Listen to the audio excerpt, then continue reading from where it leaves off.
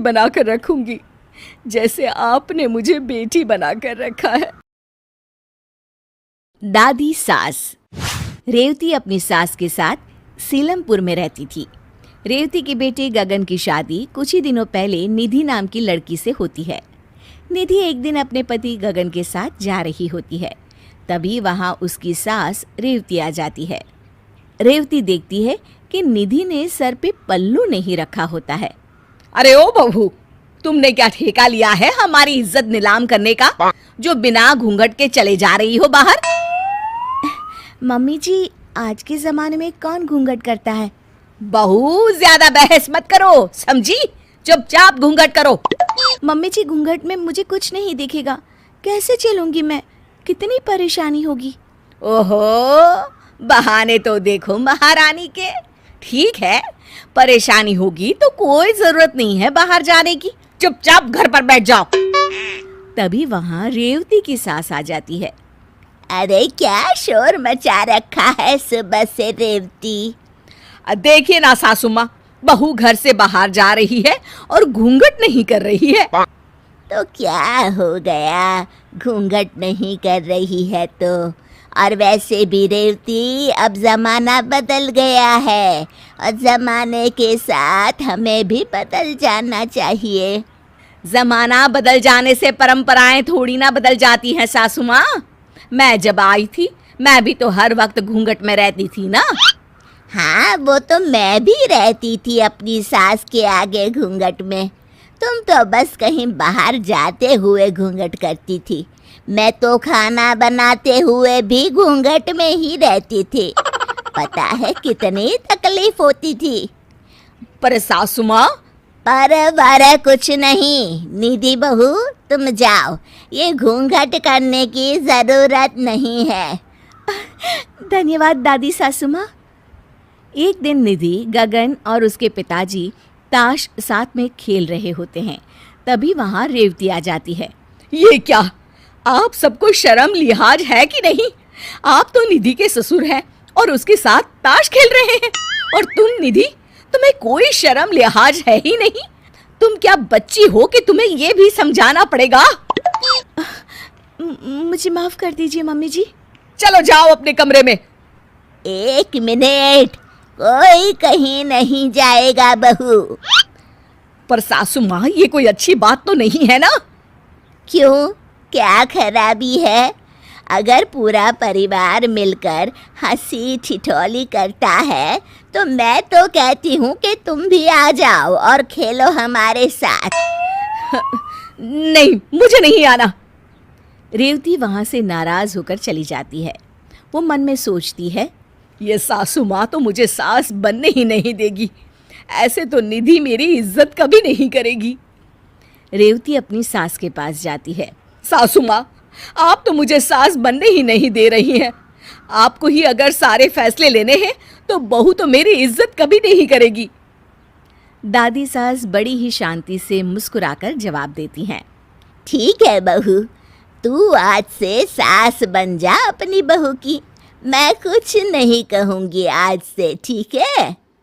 रेवती ये सुनकर खुश हो जाती है और निधि के पास जाती है। सुनो बहू, आज से तुम्हें नौकरी पर जाने की कोई जरूरत नहीं है। पर मम्मी जी, दादी सास ने तो कहा था कि... तुम्हारी सास मैं हूँ बहू, तो तुम वो मानो जो मैं कह रही हूँ, समझी? कोई जरूरत नहीं है कल से काम पर जाने की। रेवती वहाँ से चली जाती है और निधि ये सुनकर दुखी हो जाती है। दादी सास ये सब देख रही होती हैं और उन्हें एक तरकीब सूझती है। रेवती बहू, कहाँ जा रही हो? सासू माँ, वो महिला अध्यक्षा की मीटिंग में जा रही हूँ। कोई जरूरत नहीं है जाने की। पर क्यों सासू माँ? मैं तो महिला अध्यक्ष की सदस्य हूँ और मेरा जाना बहुत जरूरी है। हाँ, पर मैं तुम्हारी सास हूँ और मैंने कह दिया ना कि कहीं नहीं जाओगी तुम। नाम हटवा लो महिला अध्यक्षा से अपना। हाँ, ये सासू माँ को क्या हो गया है? आज तक इन्होंने मुझसे कभी इस तरह से बात नहीं की। दादी सास वहाँ से चली जाती हैं और रेवती भी उदास होकर अपने कमरे में चली जाती है। शाम को रेवती और निधि खाना पका रही होती है। तभी, क्या बन रहा है आज खाने में? अब सासू माँ, आज हम दाल चावल बना रहे हैं। बस दाल चावल? आज दाल चावल नहीं पकेंगे। आज तुम घिया के कोफ्ते और साथ में भिंडी की सब्जी और गरम गरम रोटी बनाओ। अरे लेकिन सासू माँ, दाल तो मैंने चढ़ा दी है। तो दाल वापस उतारी भी तो जा सकती है ना बहू। हमारे यहाँ किसी चीज की कमी है क्या जो सिर्फ दाल चावल बन रहे हैं? तुम भी ना रेवती काम चोर हो गई हो बिल्कुल। सासू माँ, आपने मुझे कामचोर बोला? रेवती के आंख में आंसू आ जाते हैं। हाँ बोला कामचोर, तो इसमें झूठ क्या बोला? लो अब आंसू बहाकर पति से शिकायत करेंगी महारानी। रेवती रोते हुए अपने कमरे में चली जाती है। सुनिए जी, आप सासू माँ से बात कीजिए, पता नहीं उन्हें क्या हो गया है। मेरी बहू के सामने मेरी आज उन्होंने इतनी बेइज्जती की है, क्या बताओ। तभी वहां दादी सास आ जाती हैं और मुस्कुराकर फिर नाटक करने लग जाती हैं।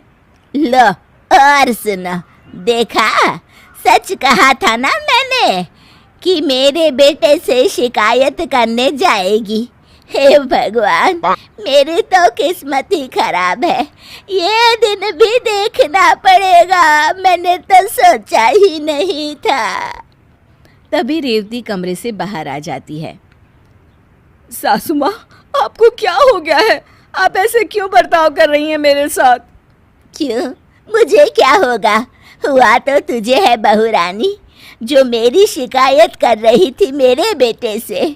ऐसी उम्मीद ना थी तुझसे। हाँ सासू माँ, मैं शिकायत नहीं कर रही थी, पर आप ऐसे बर्ताव कर रही है तो। अरे तेरी ही बातों पर अमल कर रही हूँ बहू। मेरी बातों पर? मैंने क्या कहा था आपको? क्यों, तू बोली नहीं थी कि मुझे अपनी बहू की सास बनना है और उसके लिए हर फैसला लेना है? तो मैंने सोचा मैं भी अपनी बहू की सास बन जाऊं और उसके लिए फैसले लेना शुरू कर दूं। रेवती को अपनी बात याद आती है और उसे अपनी गलती का एहसास होता है। अपनी आज़ादी सबको प्यारी होती है बहू।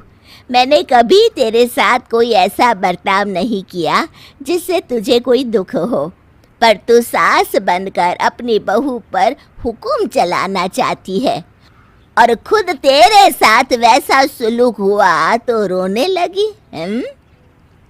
आप ठीक कह रही हैं सासू माँ, मुझसे गलती हो गई। मैं अपनी बहू को बेटी बनाकर रखूंगी, जैसे आपने मुझे बेटी बनाकर रखा है।